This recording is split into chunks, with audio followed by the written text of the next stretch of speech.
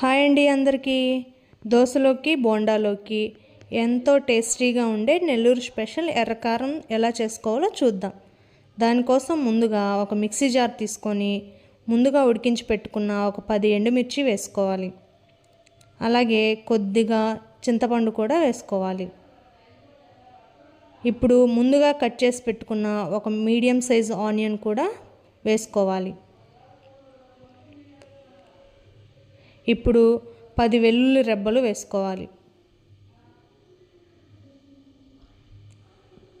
కొద్దిగా జీలకర్ర,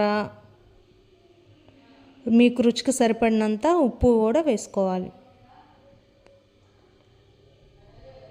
ఇవన్నీ కలిపి ఫైన్గా గ్రైండ్ చేసుకోవాలి.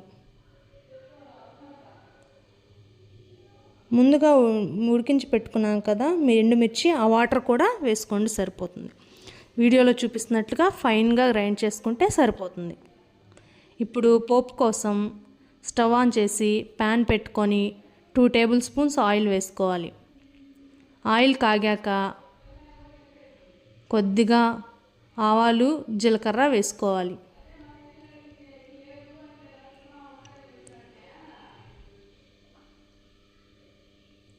ఆవాలు జీలకర్ర చిటపటలాడాక కొద్దిగా మినప్పప్పు వేసుకోవాలి. ఇవి మొత్తం బాగా వేగాక ముందుగా మనం వేసుకున్న పేస్ట్ని ఇందులో వేసుకోవాలి. ఇందులో వేసుకొని ఒకసారి బాగా కలపాలి. అలాగే కొద్దిగా కరివేపాకు కూడా వేసుకొని ఉడకనివ్వాలి.